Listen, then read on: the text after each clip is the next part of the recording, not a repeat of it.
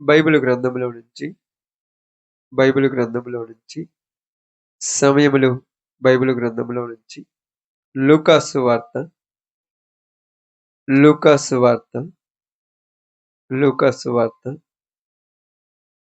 6వ అధ్యాయము 6వ అధ్యాయము 6వ అధ్యాయము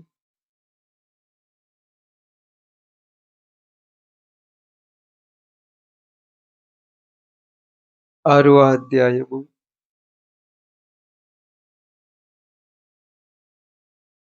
31వ వచనాన్ని జాగ్రత్తగా చదువుదాం. మనుష్యులు మీకు ఏమి చేయవలనని మీరు కోరుదురో అలాగు మీరును వారికి చేయుడి. దేవుడి వాక్య భాగముల మధ్యలో ఆశీర్వదించును గాక. ఆమేన్. కూడి వచ్చిన అందరికి ప్రభునామములో శుభాలు వందనాలు తెలియజేయుచున్నాను. దేవుని యొక్క సన్నిధిలో ఉన్నటువంటి మనందరం కూడా శ్రద్ధగా ఈ సందర్భాన్ని ఆలోచిద్దాం.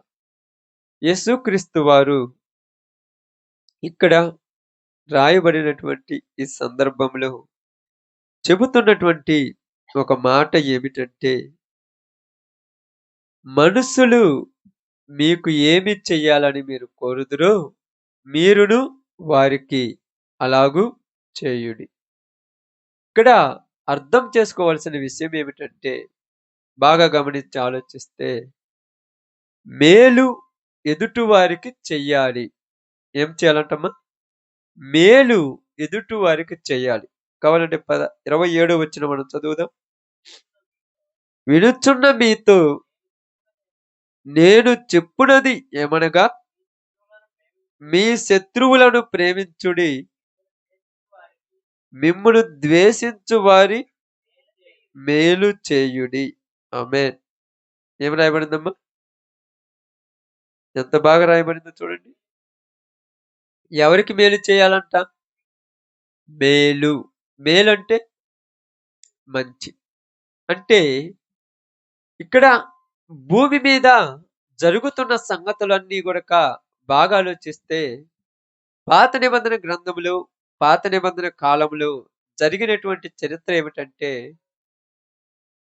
మిమ్మల తిట్టువారిని తిట్టండి, మిమ్మల్ని కొట్టేవారిని కొట్టండి, మిమ్మల్ని కుడి చెంప మీద కొడితే ఎదుటివాడిని 2 చెంపల మీద కొట్టమని పాత నిబంధన కాలంలో ధర్మశాస్త్రంలో చెప్పబడిన సందర్భం అది.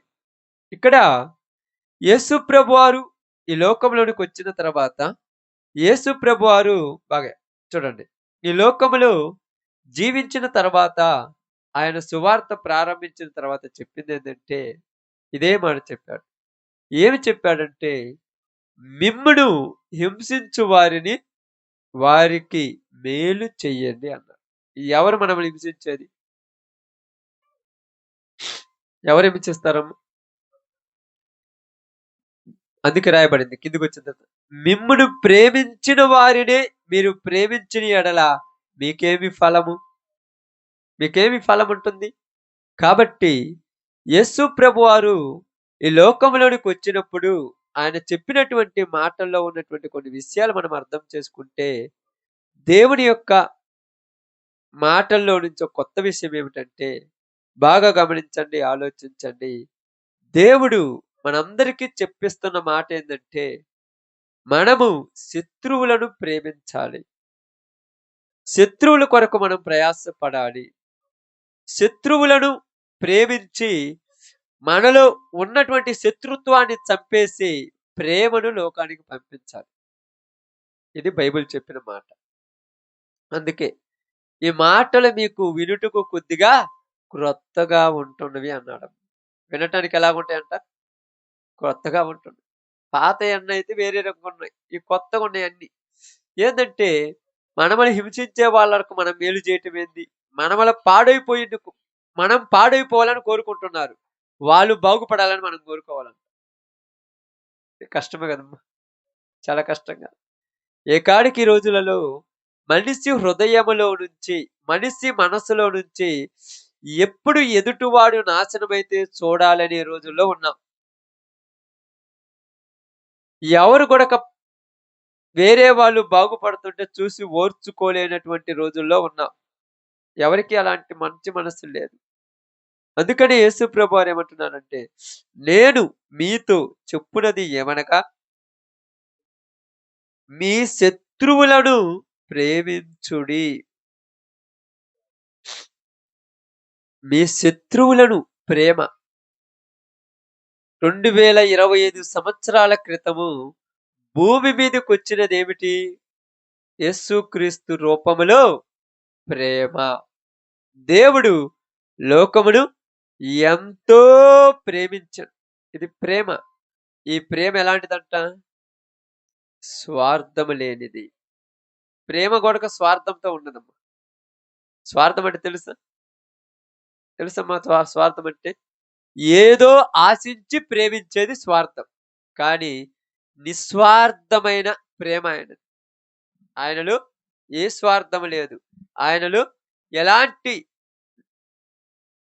అంటే లాభము చూడకుండా ప్రేమిస్తున్నాడాయన. మనమైతే లాభం చూసి ప్రేమించేవాళ్ళం లోకంలో. అందువల్ల యేసు ప్రభువారు అన్నాడు, అయ్యా! మీరు పరలోక రాజ్యానికి వారసులు కావాలని నేను పరలోకముని విడిచి భూలోకానికొచ్చాను. వచ్చిన తర్వాత యేసు అంటే బాగానండి. ఈ మార్గములోకి వస్తున్న ప్రతి వారిలో కొన్ని లక్షణాలుండాలి. ఏమిటి ఆ లక్షణాలంటే, బైబిల్ గ్రంథంలో మీ అందరికి రాయబడినట్టుగా పేతురు రాసినటువంటి పత్రికలో రాయబడినట్టుగా, ఇదిగో మీరు చీకటిలో నుండి ఆశ్చర్యకరమైన తన వెలుగులోనికి పిలిచిన వాని గుణాతిశయములు ప్రచురము చేయు నిమిత్తము. చూడండి 1 పేతురు 3:9, 2 పేతురు 3:9. పేతురు మొదటి పత్రిక 2:9 అనుకుంటా చూడండి. 2:9 అది. అయితే మీరు చీకటిలో నుండి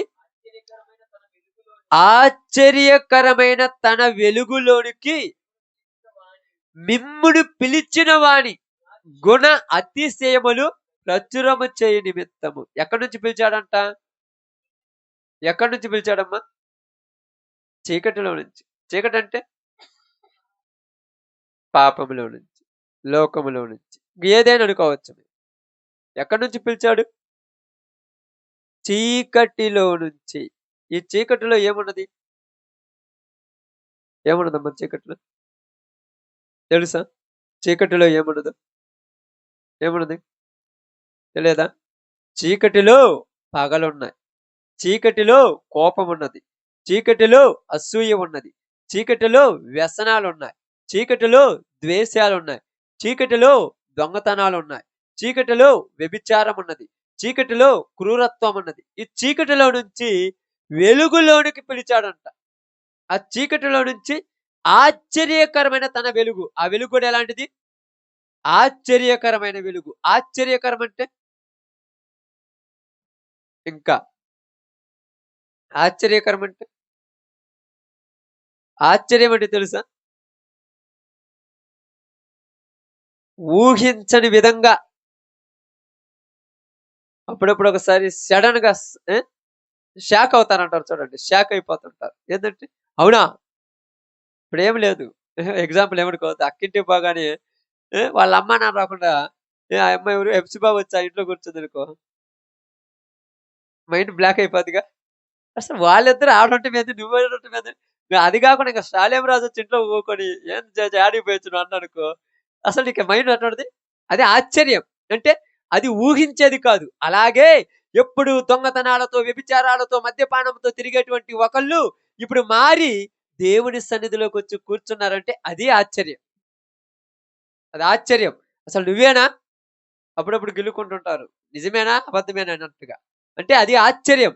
చీకటిలో నుంచి ఆశ్చర్యకరమైన తన వెలుగులోనికి పిలిచిన వాని గుణాతిశయములు ప్రచురము చేయి నిమిత్తము ఏర్పరచబడిన వంశమును రాజులైన యాజక సమూహముగా పరిశుద్ధ జనముగా దేవుని సొత్తైన ప్రజలుగా ఉన్నారు. ఇప్పుడు చీకటిలో ఉన్నటువంటి మనము వెలుగులోనికి వచ్చాం. చీకటిలో ఉన్నప్పుడు వ్యసనాలు ఉన్నాయక్క. చీకటిలో ఉన్నప్పుడు ద్వేషాలున్నాయి. చీకటిలో ఉన్నప్పుడు పగలున్నాయి. చీకటిలో ఉన్నప్పుడు కోపముంది. ఇప్పుడు వెలుగులోనికి వచ్చిన తర్వాత ప్రేమ తప్ప ఏమీ లేదు. ఒకవేళ మనలో లేదనుకో, ఇంకా నువ్వు చీకటిలోనే ఉన్నట్టే. అర్థమైందా? యేసు ప్రభువారు బాగానండి. యేసు ప్రభువారి దగ్గరికి చాలా మందొచ్చారు. మీ అందరికి తెలుసు ఆ విషయం. చాలా మందొచ్చినప్పుడు ఏమన్నారంటే, "అయ్యా! నువ్వు రాజువా?" అంటే ఆయనేమన్నాడు? "మీరన్నట్టే నేను రాజునే. మీరు రాజు అనుకుంటే రాజును. నేను రాజును కాదనుకున్నా కూడా రాజును కాదు. అంటే మీరేదనుకుంటే నేనదే." యేసు ప్రభు దగ్గరికి వచ్చి ఇస్కరియోతు యూదా, "అయ్యా! నేను నిన్ను ముద్దు పెట్టుకుంటానంటే, నువ్వు పెట్టుకో. నువ్వెందుకు ముద్దు పెట్టుకోవాలనుకున్నావో కూడా నాకు తెలుసు. నువ్వు నా శత్రువు. అయినా గూడక నేను నిన్ను ప్రేమిస్తున్నా." యేసు ప్రభువులో గుణముంది. ఆ గుణము ఈరోజు మనలో రావాలి. వచ్చిందా? వచ్చిందమ్మా? ఎప్పుడు జూసినా గూడక వ్యసనాలు, ఎప్పుడు జూసినా గూడక భావాలు, ఎప్పుడు చూసినా గూడక కుళ్ళు, కుతంత్రము జీవితమంతా పెట్టుకొని, ఇలాంటి బైబిల్ తీసుకొని ఏ ఊరు పోయినా ఏస్టే. జీవితంలో ఇవి లేవు. జీవితంలో మారాలి. మారాల్సింది మనస్సు. మారాల్సింది జీవితం. అందుకే యేసు ప్రభువారు ఏమన్నారో తెలుసా? నేను మీతో చెప్పునిది ఏమనగా, పాత జీవితాన్ని వదిలిపెట్టండి అన్నాడు. ప్రార్థనకు రాకముందు ఉంటాయి. ప్రార్థనకొచ్చిన తర్వాత కూడా ఇయన్నీ అవసరం ఉండొచ్చా? ఏమంటారంటే, నాకు ఇదొక రకమైన ఫీలింగ్ వస్తదంట. ఎందుకు ఆ ఫీలింగ్ ఎందుకు వస్తదో నాకు అర్థం కాదు అసలు కొంతమందికి. అవసరమా? లోకం ఎలాగుంది? లోకం ఎలాగుంది? చీకటిగా ఉంది. నువ్వెక్కడున్నావు? ఇప్పుడు లోకం నీకెలా కనపడాలి? కనపడుద్దా? కనపడుద్దా చెప్పండి? యేసు ప్రభువారు బాగానండి. యేసు ప్రభువారు సమరయ స్త్రీ దగ్గర కూర్చొని మాట్లాడుతున్నారు ఇద్దరు. ఎక్కడ? బావి. యాకోబు బావి దగ్గర. సుకారు అనే ఊరిలో యాకోబు బావి దగ్గర ఇద్దరు కూర్చొని మాట్లాడుతుంటే, శిష్యులు మారారా? మారలేదా? ఇప్పుడు చెప్పాలి మీరు. మారిండ్రు, మారలేదు. 2 నిజం. అబద్ధం కాదు. 2 ఉన్నాయి. ఎక్కడంటే యేసు ప్రభు అద్భుతాలు చేసినప్పుడు మారిండ్రు.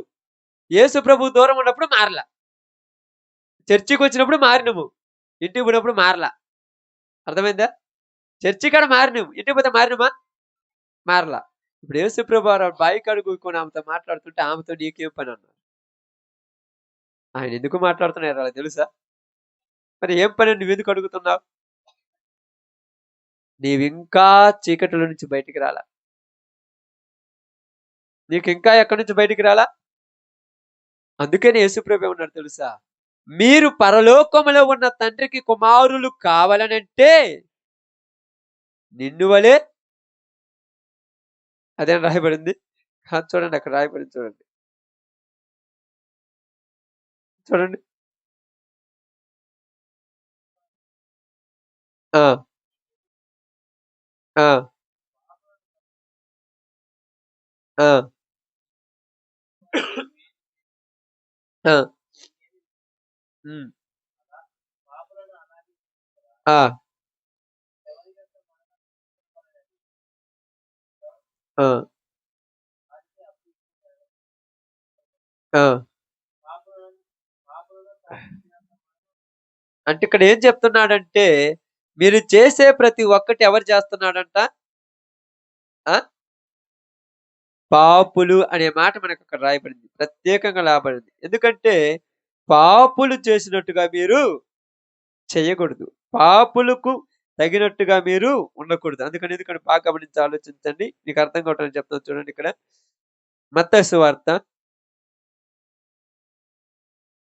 మత్తయి సువార్త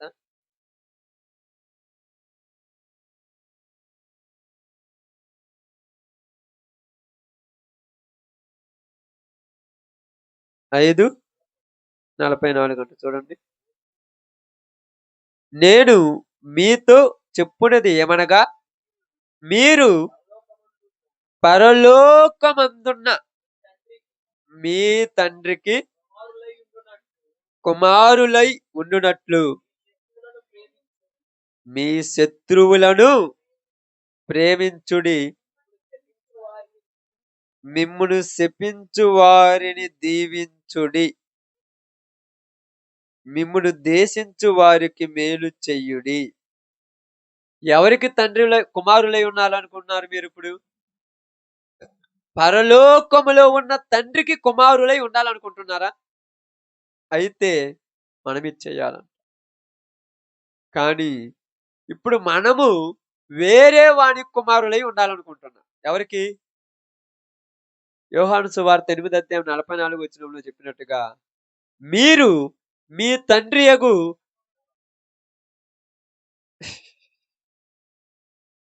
చదవండి ఆ సందర్భాన్ని. స్తోత్రం. Praise the Lord. మీరు మీ తండ్రియగు అపవాది సంబంధులు. మీ తండ్రి దురాశలు ఏం చేయాలనుకుంటున్నారంట? ఇప్పుడు ఈ రెండిట్లో మనం క్లారిటీ తీసుకొని ప్రార్థన చేస్తాం. ఈ రెండిట్లో. పరలోకములో ఉన్న తండ్రికి కుమారులయ్యాలనుకుంటే బాగానండి. దేవుడు చెప్పినట్టుగా యేసు ప్రభు మనస్సు కలిగి జీవిస్తావు. అపవాది కుమారులు అవ్వాలనుకుంటే దురాశలు నెరవేర్చాలనుకుంటా. ఇప్పుడు దురాశలు ఉన్నాయా? దేవుడి చిత్తం మనలో ఉందా? దురాశలంటే అసలు దురాశ అనేది మనకు లేదు కదా! బాగా ఆలోచిద్దాం. చాలా జాగ్రత్తగా గమనిద్దాం. యేసు ప్రభువుని కొనియాడబడుచము అనేది చాలా విలువైనది. కానీ జీవితంలో యేసు ప్రభువుకు నచ్చినట్టుగా జీవించడం అనేది చాలా కష్టం. ఎందుకంటే బైబిల్ గ్రంథం ఎలాంటిదంటే అమ్మా, తప్పుడు మార్గములో నడుస్తున్న మనము మంచి మార్గంలో నడవాలనుకోవటం ఆశపడతాం. కానీ మంచి మార్గంలో నడుస్తున్న మనము తప్పుడు మార్గంలో నడిచే వాళ్ళను చూసి హేళన చేస్తాం. అది చాలా గొప్ప విషయం. హేళన చేస్తాం. ఎందుకు చేస్తామంటే మనం పంచోళ్ళం అనుకుంటాం. మనం ఏమనుకుంటున్నాం? నిజంగా మంచోళ్ళమేనా? కాదన్నప్పుడు మరి ఎందుకు మనకు ప్రార్థనకు రావటం? అంతే కదండీ! పనికి పోయి కూలి తీసుకోకపోవటానికి పనికి పోవటం ఎందుకసలు? ఊర్లో మొత్తానికి పనికి పోయిందని చెప్పుకోవటం కోసమేనా? నేను చెప్తున్నాను చూడండి. ఎప్పుడైతే బాగానే చెప్తాను. మీ అందరికి చెప్తున్నానండి బాగా. ఎప్పుడైతే ఏ పని లేకుండా, ఏ పనంటే లోక సంబంధం గురించి ఏమీ లేకుండా మైండ్ ఖాళీగా పెట్టుకుంటావో దెయ్యపు ఆలోచనలే నీలోకొచ్చాయి. అర్థమైందక్క? ఏదో ఒక పనిలో ఉండాలి. ప్రార్థన, పాటలు పాడటమా, వాక్యం చదువుకోవటమా, పరిచర్య చేయటం. ఏదో ఒక పనిలో ఉండాలి నువ్వంతే. కానీ ఖాళీగా కూర్చొని ఆడగంట, ఏడగంట కూర్చుంటే నీకొచ్చే ఆలోచనలేంది? ఏ ఆలోచనలు? ఏ ఆలోచనలు? కదా! ఎందుకంటే మనం ఏమనుకోవాలనుకుంటామంటే నిజంగా చెప్తున్నానిక్కడ, మన ఎదుటి వాళ్ళలో తప్పులు ఎతకాలని మనం కరెక్ట్ అనుకోవాలనుకునే లోకం మంది. ఇప్పుడు నేను వాక్యం చెప్తున్నాననుకోండి. నన్ను తప్పు చేయటానికి, నువ్వు కరెక్ట్ అనటానికి ఏదైనా నాకు ఉద్దేశం రోజులివి. ఎవరేం మాట్లాడటానికి లేదల్ల. అప్పుడు మనమేం చేయాలంటే, ఎదుటి వాళ్ళలో తప్పులు ఎతకటానికి రెడీ అయిపోయినాం గానీ, మనం ఎదుటి వాళ్ళలో తప్పులు ఎతుకుతున్నామంటే మనం తప్పుటోళ్ళమని గుర్తుపెట్టుకోవాలి. అందుకే యేసుప్రభు ఏమన్నాడు? మీ శత్రువులని నువ్వు మంచోడివైతే ప్రేమిస్తావు. అదే నువ్వు చెడ్డోడివైతే ఇద్దరు కొట్టుకుంటారు. ఇద్దరు కొట్టుకుంటారా లేదమ్మా? కొట్టుకోవడం అంటే ఏంది? కత్తులు, గొడ్డాలు తీసుకొని కాదు. నుంచి వాడొక మాట అంటే నుంచి నువ్వు ఇంకొక మాట అంటావు. అందుకనే చెప్తుంటాను మీ అందరిని. ఉదయకాలము గంటన్నరతోటి చెప్పినదే. లోకము అశాశ్వతం. ఏది ఎక్కువ రోజులు ఉండదు. ఉండదమ్మా? ఏది ఎక్కువ రోజులు ఉండదు. ఉన్న దాంతో ఉన్నన్ని రోజుల్లో మంచిగా బతకడం నేర్చుకోండి. మంచిగా ఎలా బ్రతకాలో నాకు తెలియదంటే అందుకేమన్నాడు తెలుసు కొన్నిసార్లు, మీరు ఊరక ఖాళీగా ఉండటం వల్ల దరిద్రపు ఆలోచనలన్నీ వత్తాయి. అందుకని నేనెప్పుడు చెప్తుంటాను, ఖాళీగా మంచాల మీద అస్సలు ఊరక పడుకోవద్దని చెప్తాను. మోకాళ్ళ మీద కూర్చొని ప్రార్థన చేయటమో, లేకపోతే పాట నేర్చుకోవటమో ఏదో ఒక పనిలో ఉండండి. ఎందుకు పడుచుకుంటారు ఇయన్నీ? పడుచుకుంటారా? యేసు ప్రభు అన్నాడు, ఇదిగో మీ జీవితాలలో మీరు పరలోకంలో ఉన్న తండ్రికి కుమారులు కావాలంటే, నువ్వు చేయాల్సిందేంటంటే, పాతది తీసేసి కొత్తది తెచ్చుకోమన్నాడు. ఆ పాత దాంతోని ఇప్పుడు తలకాయ నొప్పి అయిపోయింది అందరికి. ఒప్పుకోరు కదమ్మా తీసేయాలంటే. ఒప్పుకుంటారా? ఎలాగుంటామంటే మనందరము మన గురించి చెప్తున్నాను. మనతో స్నేహం చేసే వాళ్ళ దగ్గరికెళ్ళి దేవుడి గురించి అసలు చెప్పం. అసలు చెప్పరం మీరు. నిజంగా చెప్పరు. మరి ఏటి గురించి చెప్తారు తెలుసా? వాళ్ళెట్ట, ఈళ్ళెట్ట అని పొద్దుగూకులు మాట్లాడుకుంటారు. ఇలా మాట్లాడుకుంటున్నావంటే నీ వల్ల నీ ఇంటికి తలకాయ నొప్పి తప్పితే ఏమి లేదు. ఆళ్ళోళ్ళెట్ట, ఈళ్ళెట్ట, వాళ్ళెట్ట పోయినారు. అసలు నీకవసరమా? అప్పుడప్పుడు కొంతమందొచ్చి కూర్చుంటారు మన ఇంటికాడ దగ్గర కూడక. వచ్చి వాళ్ళ గురించి, ఈళ్ళ గురించి మాట నాకు కోపమొస్తదసలు. తలుపేసి మొత్తాన్ని ఇంటి నుంచి బయటికి నెట్టేయాలనిపిస్తది. నువ్వొచ్చిందేం పనికి? ఆళ్ళ యమ్మేంది ఇటు పోతుంది, ఈళ్ళేంది ఇట కూర్చున్నారు, ఆళ్ళాళ్ళకెందుకు, వాళ్ళకెందుకు ఆ ఇల్లు, ఈళ్ళకెందుకు ఈ గూళ్ళు, ఏ నిన్నటి దాకా తినటానికి కూడా తినలేదు. ఇప్పుడు చూడమ్మా ఆమె ఇయన్నీ నువ్వు మాట్లాడుతుంటే పెద్ద దెయ్యం నీకే పట్టిందంట. వాళ్ళతో సమ్మతించావంటే నువ్వు కూడా ఇయే మాటలు మాట్లాడవు. నీకు కూడా ఇదే వేరేది రాదసలు. ఇదే ఆలోచన. ఇదే ఆలోచన ఉందంటే అర్థమేంది? చీకటిలోనే ఉన్నావు. వెలుగులోకి ఎందుకు? చీకట్లో ఉన్నోడికి ఏం కానరాదు? చెప్పండి ఏం కానరాదక్క? చీకటిలో ఉన్నోళ్ళకి ఏది కానరాదు. అందుకని ఏం చేస్తారు తెలుసా? అందరూ చీకటోళ్ళనుకుంటారు. అంతే కదమ్మా! చీకట్లో ఉన్నోడికి ఏది కానరాదు గనుక, వాళ్ళు గూడా నువ్వు గూడా చీకట్లో ఉన్నోలే. నువ్వు చెబుతావుగా నువ్వు నాకు అన్నట్టు అనుకుంటున్నారు. అందుకని యేసుప్రభు అన్నారు, మీరు చీకటిలో లేరు, వెలుగులోనికొచ్చారు. నేను వచ్చింది దేనికి? వెలుగునివ్వటానికి. మీ మీద వెలుగు ప్రకాశించింది. లెమ్ము తేజరిల్లుము అని రాయబడింది. వెలుగు మీ మీదకొచ్చింది. నీ కార్యములు, నీ క్రియలు పాతవైపోవాలి. పాపం చాలా మంది వాక్యం భలే ఇంటారు. బైబిల్ భలే చదువుతుంటారు గానీ, ఈళ్ళ క్రియలు మాత్రం మారవు. ఎందుకు మారవు చెప్పండి? ఎందుకు మారవు? ఆ! ఎందుకు మారవమ్మా? పెద్దమ్మా ఎందుకు మారవు వాళ్ళ క్రియలు? వాళ్ళు మార్చుకోకనా? ఎందుకు మారవు చెప్పండి? ప్రార్థన చేసుకుందాం. ఎందుకు మారవో చెబితే అయిపోద్ది.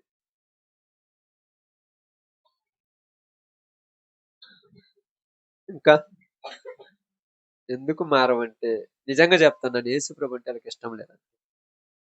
మరి ప్రార్థనకొత్తన్నారు కదంటే ఎందుకొత్తన్నారో వాళ్ళకి గూడా తెలీదు. అర్థమైందా? ఇష్టం లేకుండా ఎవరన్నా వత్తరక్క? ఎవరన్నా వత్తరా? నిజం చెప్పండి ఎవరన్నా వత్తరా? కొన్ని సార్లు పెళ్ళిళ్ళకి పోతారు మీరు. బలవంతం వల్ల వెళ్ళిపోతారు పెళ్ళిళ్ళకి. నేను వద్దంటే తీసుకొచ్చారు, వద్దంటే తీసుకొచ్చారు. ఆడికి పోయినప్పుడు ఆమెతో ఎట్టుంటావు? చిరాకుంటావు, చేదరించుకుంటావు, అసహించుకుంటావు, కసిరించుకుంటావు. ఎట్టుంటే అట్టుంటావు. కాబట్టి అక్కడ అందరూ ఒక దారిలో నడుస్తుంటే, నువ్వొక్కడివి ఒక దారిలో నడుస్తుంటావు. అందుకని ఇక్కడ మీకు అందరికీ చెప్పాలనుకున్న ఒక చిన్న విషయం ఏంటంటే ఎక్కువ వాక్యం చెప్పను నేను. అసలు వాక్యం కూడా చెప్పదలుచుకోలే ఈరోజు. ఒకే ఒక విషయం చెప్పాలి. ఏమిటంటే మొట్టమొదట మనం శత్రువులను ప్రేమించేది ప్రారంభిద్దాం. పక్కనోళ్ళని ప్రేమిస్తుంటే మనము వారిని ప్రేమించిన ప్రేమను బట్టి ప్రేమ ఏం చేస్తదంట? అనేకమైన పాపములను కప్పును అని రాయబడింది. నాకు అప్పుడప్పుడు భలే బాధేస్తుంటది. ఎదుటోళ్ళని మనం ఇలాంటోళ్ళు, అలాంటోళ్ళు, అట్టా, ఇట్టా అని అనుకుంటున్నామంటే అసలు మనం ఎలాంటోళ్ళము? అనకూడదు తప్పు. అందుకేమన్నాడు? అందుకే మీకు ఇందాక చదివిచ్చిన మాట చదవండి ఆ మాట ప్రార్థన చేసుకుందాం. నేను చదివిచ్చాను.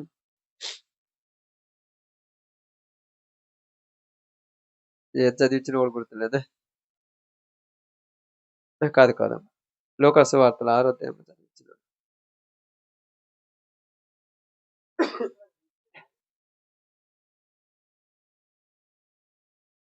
మనుషులు మీకు ఏమి చెయ్యవలనని ఆ మనుషులు మిమ్మల్ని ఎలాగ మంచివాళ్ళు అనుకోవాలని మీరు కోరుకుంటారో, అలాగా మీరు కూడా ఎదుటి వాళ్ళని మంచివాళ్ళని అనుకోండి. నిన్నెవరన్నా చెడ్డోళ్ళు అనుకుంటే నువ్వు ఓర్చుకుంటావమ్మా? నిన్నెవరన్నా నువ్వు తప్పు చేత్తన్నావు, నువ్వు చెడ్డ చూపులు చూత్తన్నావు, నువ్వు నీ అసలు బుద్ధే మంచిది కాదంటే నువ్వు ఓర్చుకుంటావా? మరి ఓర్చుకోలేవు. మరి ఎదుటి వాళ్ళని నువ్వు అలాగనుకుంటే? వాళ్ళు ఓర్చుకున్నది అనేది పక్కన పెట్టండి. ముందు నీ బుద్ధి మంచిది కాదని. అందుకే బైబిల్ ఏం చెప్పింది? ఏం రాయబడింది ఆ మాట చదువు మళ్ళీ ఒకసారి? మనుషులు నిన్ను నీకు ఏమి చెయ్యాలని నువ్వు కోరుకుంటావో అలాగునే మీరును వారికి చెయ్యండి. ఇప్పుడు మనుషులందరూ నిన్నేమనుకోవాలి? నన్ను మంచోళ్ళనుకోవాలి. నాలో ఏ పాపం లేదనుకోవాలి. నా అంత పర్ఫెక్ట్ ఊరు లేదనుకోవాలి. అలా మీరనుకున్నప్పుడు ఎదుటి వాళ్ళని గూడా మీరలా అనుకోవాలిగా ముందు. అట్టనుకోం. ఈళ్ళు జూడు ఎప్పుడు గూడా అబద్ధాలు, దొంగతనాలు, పాపాలు అబ్బే! వాళ్ళని మాత్రం మనం అలా అనుకోవచ్చు. మనమని మాత్రం వాళ్ళు మాత్రం మంచోళ్ళే అని అనుకోవాలంట. అనుకోవాలా? అసలు దీనికి యేసు ప్రభువారు ఎందుకలా జెప్పాడంటే, మీరు వాళ్ళని ప్రేమిస్తే వద్దన్నా వాళ్ళు మిమ్మల్ని ప్రేమిస్తారంతే. అర్థమైందా? నువ్వు ఏమి ఇత్తుతావో అదే కోస్తావు. ఎంత చెడ్డోళ్ళనైనా, ఎంత మంచోళ్ళనైనా నువ్వు 4 బూతు మాటలంటే వాళ్ళు ఒకటని తిరిగంటారు. నేను ప్రార్థనకొచ్చేవాడిని. దేవుడిని నమ్ముకున్నోడిని. నేను ఒక అన్యుడి దగ్గరికెళ్ళి దేవుడంటే తెలియనోడి దగ్గరికెళ్ళి ఇష్టం వచ్చినట్టు అంటుంటే వాడు నన్ను గౌరవిస్తున్నాడు. మిమ్మల్ని ఏమనకూడదు మీరు విలువ కలిగినోళ్ళు అని. ఆ గౌరవాన్ని 1, 2 సార్లు మాత్రమే కాపాడుకోవాలి. ఓవర్ చేసినోడికి ఏం చేస్తాడు? వాడు గూడా ఇష్టం వచ్చినట్టు తిట్టేస్తాడు. అప్పుడేమవుద్ది? అర్థమైందా? కాబట్టి ఈరోజు మీ అందరికి చెప్పిన ఒక చిన్న మాటేంటంటే, మనమల్ని ఎదుటి వాళ్ళు మనకి ఏమి చేయాలని మనం అనుకుంటామో, మనము వారికి కూడా అలాగ చెయ్యాలి. అది యేసు ప్రభు చెప్పిన మాట. కాబట్టి యేసు ప్రభు ఏమనుకున్నాడో తెలుసా? నేను పరలోకం పోవాలనుకున్నాను. కాబట్టి నేను వాళ్ళకు పరలోకం పోవాలని వాళ్ళ కోసం నన్ను నేను త్యాగం చేసుకున్నాను. ఈరోజు మనం త్యాగం చేసుకోగలమా? ఎవరైనా త్యాగం చేసుకోగలమా మనము? కనీసం ఒక రూ. 500 త్యాగం చేసుకోలేం. క్రిస్మస్ పండగకు ఒక చీర మానుకొని పేదోళ్ళకిద్దామని అనుకుంటామా? మరి మనకెందుకు ప్రార్థనలు? నిజంగా చెప్తున్నాను నేను నిజం. ఇది అబద్ధం కాదు నిజం. నీ జీవితంలో ఒక్కటైనా త్యాగం చేసి చూద్దాం. మాటలు, ఆలోచనలు అయన్ని పక్కన పెట్టేయండి. ఒకటైనా త్యాగం చెయి. చేత్తావమ్మా? పండగ పూట చీర కొత్త బట్టలు కట్టుకోకపోతే యేసయ్య ఫీల్ అవ్వడు అనుకుంటాం మనం. పండక్కే బట్టలు లేకపోతే ఏం చేద్దాం? ఆయనకి పండక్కి బట్టలున్నాయా? మరి మనకెందుకు బట్టలు? తెల్లది గావాలి, ఎర్రది గావాలి, నల్లది గావాలి, బులుగుది గావాలి, పచ్చది గావాలి, ఇంకొకటి గావాలి, ఇన్ని కావాలి. మరి ఆయనకేమున్నాయి? ఆ! మరి ఆయనకేమున్నాయి? మనందరికి వస్త్రాలు లేవు. మీ వస్త్రములు మురికి గుడ్డ వలె నాకు కనపడుతున్నాయి. వాటిని తీసి పారేయమన్నాడు. మనమేమనుకుంటున్నామంటే, ఇది కట్టుకుంటే దేవుడు బాగుంటది. కొత్తదే కట్టుకోవాలి. కొత్తది, పాతది గాదు. కట్టుకున్నదంట కాదు కావాల్సింది. నీ జీవితం కొత్తగా అయిపోవాలి. రేపు క్రిస్మస్ పండగొస్తుంది గదా! వద్దనుకున్నా గూడా మనసు ఆడికి పోయినమ్మటే అనిపిత్తది అంతే. ఎంత వద్దనుకున్నా అంతే. ఆడికి పోయి కూర్చుంటాం. ఏముందిలే రూ. 100 అనుకుంటాం. రూ. 10 అనుకుంటాం. రూ. 50 అనుకుంటాం. కానీ నేనేం చెప్తున్నానంటే ఈ క్రిస్టమస్ పండగ సందర్భంగా మీ అందరికి చెప్తున్నాను. ఈ పండగ సందర్భంగా కనీసం ఒక రూ. 50, రూ. 100 లేదా ఒక రూ. 500 పేదోళ్ళకి అన్నం పెట్టేయండి చాలంతే. ఒకటి మానుకోండి కష్టంగా. మీకు తెలుసో తెలియదో భారతదేశ సంప్రదాయంలో కొన్ని పద్ధతులున్నాయి.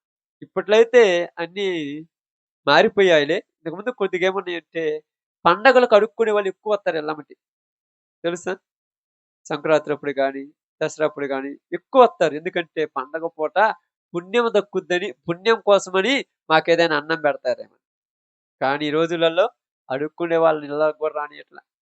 మాకే లేకపోతే మీకేడ తెచ్చి పెట్టామయ్య అంటారు. కదా! ఆ గంగిరెద్దులోళ్ళు గాని, ఆ దాసులు గాని వాళ్ళంటారు చూడండి. వాళ్ళొత్తన్నారా అసలు? ఎందుకు రావట్లేదు? పెట్టేవాళ్ళు లేరు గాబట్టి వాళ్ళు రావట్ల. డబ్బులున్నాయి. కానీ చేయితో పెట్టే మనసుండొద్దు. ఇప్పుడు చాలా మందున్నారిక్కడ మీరందరూ కూడా ఒక్కొక్కళ్ళ దగ్గర లేదు లేదన్నా గూడక మినిమమ్ 10 పైనే ఉంటాయి. తక్కువ ఊరికాడ ఉండవు. వాళ్ళొచ్చి అడిగితే మాత్రము ఒక్కటి గూడా లేదు ఇయటానికి మన దగ్గర. 10 తక్కువ ఊరికేమి ఉండవు గదమ్మా! ఎంత చీపేసుకున్నా కూడా 10. మినిమమ్ 10. ఇంక 10 పైనే. 10కి తక్కువనే అంటే వాళ్ళ దృష్టిలో వాళ్ళకసలేమి లేనట్టే. కట్టుకోవడానికి ఒక్కటి గూడా లేనట్టు తెలుసా? 10కి పైనే. ఇంక 10 పైనంటే 15 గావచ్చు, 20 గావచ్చు, 30 గావచ్చు, 50 గావచ్చు ఇంక చెప్పలేం. ఎన్నైనా గావచ్చు పెద్దమ్మ. అంతే. కానీ మనకి చెప్పేదేంటంటే నేను ఏయి పట్టవులే. ఇంక పట్టాల్సిన అవసరం ఏముందిలే.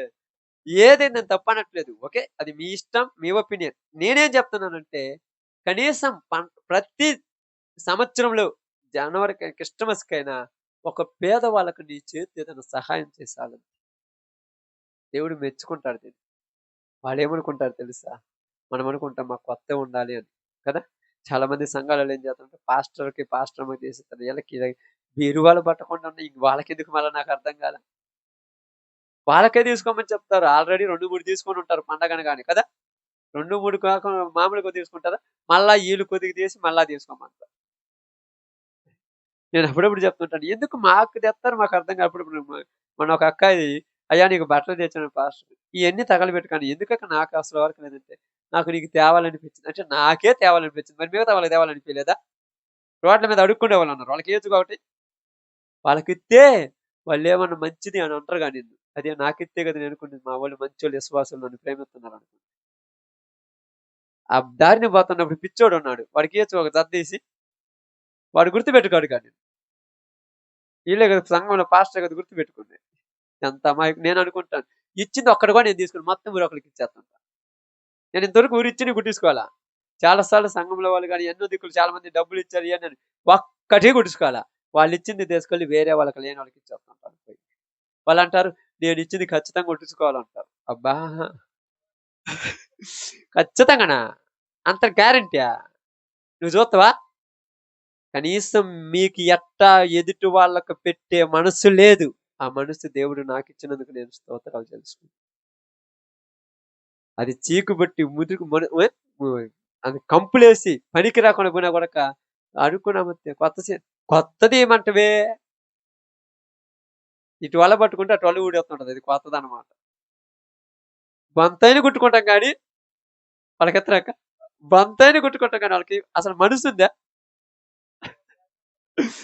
ఆ! మనసుందా? నేనెందుకు చెప్తున్నానంటే ఎవరికి ఎవరు చేయాలో చెప్తున్నాను.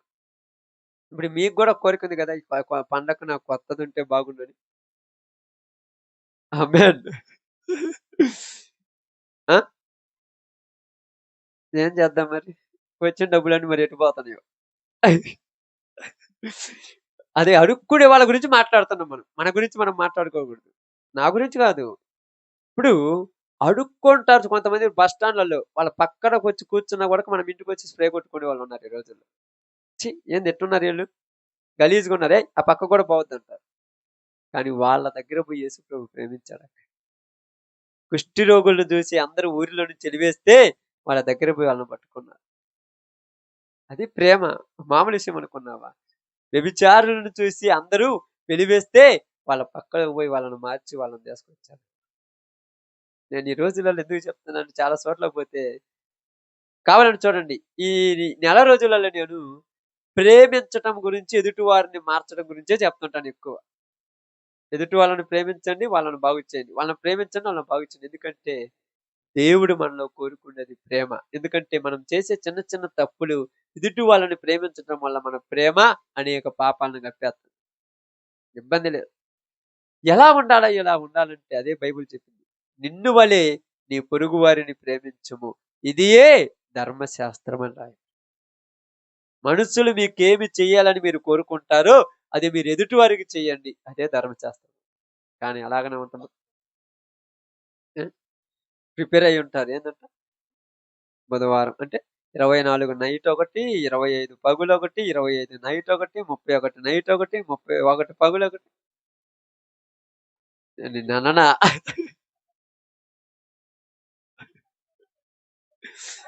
అననమ్మా. అననక్క?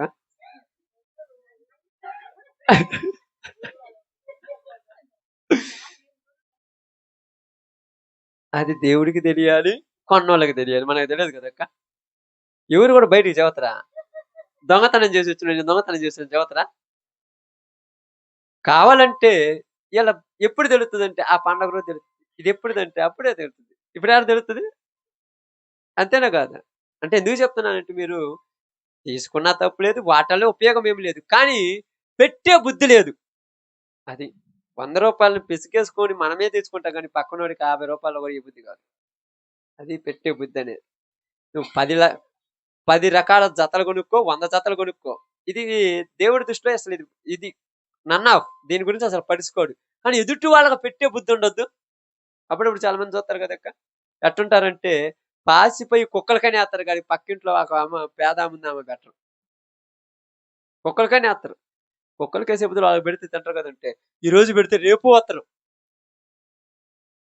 అంతే కదక్క. ఈరోజు పెడితే రేపు కూడా వత్తరు. అందుకని అసలు పెట్టకుండా ఉంటే రారుగా. యేసుప్రభు ఏమన్నారంటే, నీవు తినేతప్పుడు ఇంతకుముందు రోజులలో మన భారతదేశంలో ఒక సంప్రదాయం ఉంది. తినేతప్పుడు మొదటి ముద్ద పక్కన పెట్టేవారు. ఈ రోజులలో మొదటి ముద్ద గాదు. అసలు కింద మెతుకులు పోయినా కూడా తినటం కూడా చేత కాదంటారు. అంతే కదక్క. ఆ మొదటి ముద్ద తిరిగి పక్కన పెడతారు. దేవుడికని పెడతారప్పుడు. కానీ దేవుడొచ్చి తిండు కాబట్టి ఏం చేస్తారు? బయట ఉన్న మూగజీవులకేత్తారు. ఇప్పుడు ఎవరైనా జీవులకేసేవాళ్ళు ఉన్నారమ్మా? బయట ఒక పారి గోడ, దాని లోపల ఒక గేటు, దాని లోపల ఒక గేటు, లోపల డైనింగ్ టేబుల్. ఆడ కూర్చొని తింటే కుక్కలకు చూసి చూసి నువ్వు ఎలా పెట్టలేదు కాబట్టి వచ్చి జ్వరబడి నీ ఇంట్లో తినిపోతుంది. కుక్క దొంగదంటున్నా. కుక్క దొంగది కాదు. నువ్వు దానికి పెట్టలేదు కాబట్టి అదే దొంగులుకోవటానికి వచ్చింది. అందుకని ఇప్పుడు మీ అందరికీ నేను చెప్పింది ఒక చిన్న మాట ఏందంటే, మనల్ని ఎదుటి వాళ్ళు ఏమనుకోవాలనుకుంటామో మనం కూడా వాళ్ళని అలా అనుకుందాం. అది నిజమైన క్రైస్తవ్యం. అలా అనుకోవటం కుదురుద్దమ్మా? కుదురుద్దా? కుదురుద్దక్క? చూడండి ఏమనుకుంటాం చాలా మంది. ఎలా ఉంటారంటే, నా భర్త నన్ను బాగా చూసుకుంటే బాగుండు అనుకుంటా. అంతే కదా. మరి నేను కూడా నా భర్తను బాగా చూసుకోవాలని అనుకుంటామా? నువ్వు మంచోడివైతే మన ఈ కాపురం మీద తగలబడేది కాదుగా. మరి నువ్వు మంచిదానివని ఆయన అనుకున్నాడుగా. నా భార్య మంచిది కాబట్టి కాపురం సాగుతుంది. నేను మంచోడిని కదని ఆయనే అంటాడుగా. అప్పుడు ఎవరు మంచోళ్ళు? అంటే ఎందుకు మాట్లాడుతుందంటే బైబిల్ యేసుప్రభు వారు చెప్పారు. చరిత్ర చినిగిపోయింది. కొత్త తరం వచ్చిన తర్వాత ఏంది? నీకు ఎదుటి వాళ్ళు ఏం చేయాలని కోరుకుంటావో నువ్వు వాళ్ళకచ్చేయి. నువ్వు కూడా అలా అనుకో. అప్పుడు నీ దృష్టిలో ఎవరు చెడ్డవాళ్ళు ఉండరు. ఎవరి మీద సాడీలు చెప్పుకో. ఎవరి మీద ఒకవేళ అటు ఏదైనా పని మీద పోతుంటే ఆమె చూడమ్మా నిన్నెట్టుంది, ఈ రోజు ఎట్టుందని అసలు అనుకో. ఓకేలే, నేను కూడా నా పరిస్థితి బట్టి ఎట్టుంటాను, వాళ్ళు అలా ఉంటున్నారు. అప్పుడు మన మధ్య ఏమి చచ్చిపోతుంది? శత్రుత్వం చచ్చిపోయి ప్రేమే పెరుగుతుంది. ఆ ప్రేమ ఎలా ఉంటదంటే, అది ఊహకు అందని ప్రేమ. దాన్ని వర్ణించడం ఎవరి వల్ల? ఆ సంతోషం, ఆనందం ఎవరి వల్ల కాదు. అలాంటి సంతోషం ఎప్పుడు ఉంటదంటే, మనసు నిమ్మలముగా ఉన్నప్పుడే. ఎందుకు మనసు నిమ్మలంగా లేదు మనకు? మన స్వభావాలు మంచివి కాదు. అందుకని తీతుకు రాసిన పత్రికలు అంటాడు, పవిత్రులు కన్నీయు నువ్వు మంచిగుంటే నీకు ఎట్టటోళ్ళు కూడా మంచిగానే కనపడాలి. నువ్వు చెడ్డ కనపడుతున్నట్టు ముందు నా బుద్ధి చెడ్డదై ఉండొచ్చేమో. అందుకని ఏమన్నాడు? ఇదిగో నీ కంట్లో దూలము పెట్టుకొని ఎదుటి వాని కంట్లో నలుసును చూస్తున్నావేంటి? ముందు నీ కంట్లో ఉన్న దూలం తీసేసుకుంటే అన్ని కరెక్ట్ కనపడతాయి. కాబట్టి క్రిస్టమస్ పండగ సందర్భంగా మీ అందరికి చెప్పాలనుకున్న చిన్న విషయం ఏంటంటే, మనము ఇక్కడ నుంచి ఎంతవరకు ఎలా జీవించామో వదిలేద్దాం. ఇక నుంచి కొత్త జీవితాన్ని ప్రారంభించడానికి ప్రయాసపడదాం. ఒకవేళ కొత్త జీవితంలో ఉంటే దానిని ఇంకా సంపూర్ణం చేయడానికి ప్రయాసపడదాం. అంతే, మన పని వేరేదేం లేదు. ఎందుకంటే దేవుడు తనను ప్రేమించిన వారి కొరకు ఏవి సిద్ధపరచినవి కంటికి కనపడలేదు, మనసు యొక్క హృదయమునకు గోచరము కాలేదు. అవి నీ కోసం సిద్ధమై ఉన్నాయి కనుక ఈ లోకంలో ఏటిని పట్టించుకోకుండా వాటి కోసము ప్రయాసపడి జీవిద్దాం. అలాంటి కృప దేవుడు మనకు అనుగ్రహించును గాక. ఆమేన్.